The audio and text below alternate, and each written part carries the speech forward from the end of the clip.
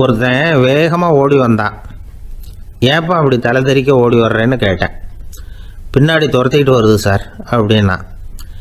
ஏதாவது நாய் துரத்திக்கிட்டு வருது போல இருக்கு அப்படின்னு நினச்சி அவனுக்கு பின்னாடி பார்க்குறேன். கண்ணுக்கு எட்டின தூரம் வரைக்கும் எதுவுமே தெரியல.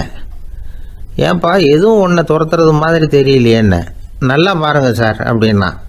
பார்த்துட்டு தான் சொல்கிறேன் என்ன. இதோ பாருங்கள் சார், இதுதான் என்னை துரத்துது அப்படின்னு அவன் காட்டுறான். அவன் சுட்டி காட்டின இடத்துல பார்த்தா அங்கே அவனுடைய நிழல் தான் தெரியுது.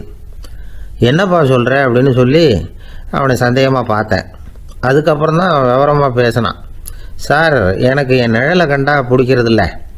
எப்போ பார்த்தாலும் இது என்னையே பின்தொடர்ந்து வந்துக்கிட்டு இருக்குது. இதை என்னால் சகிக்கவே முடியல. இதை என்கிட்டேருந்து பிரிக்கிறதுக்கு எவ்வளவோ முயற்சிகள்லாம் பண்ணி பார்த்துட்டேன், முடியலன்னா. அப்படி என்னென்ன முயற்சிகள் பண்ணினேன் அப்படின்னு கேட்டேன்.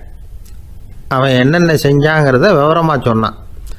அவன் என்ன பண்ணியிருக்கிறான், ஒரு பெரிய குழியை தோண்டி அதில் தன்னுடைய நிழலை புதைச்சிருவோம் அப்படின்னு முடிவு பண்ணிவிட்டு மண்வெட்டி எடுத்துக்கிட்டு தோட்டத்து பக்கம் போயிருக்கான்.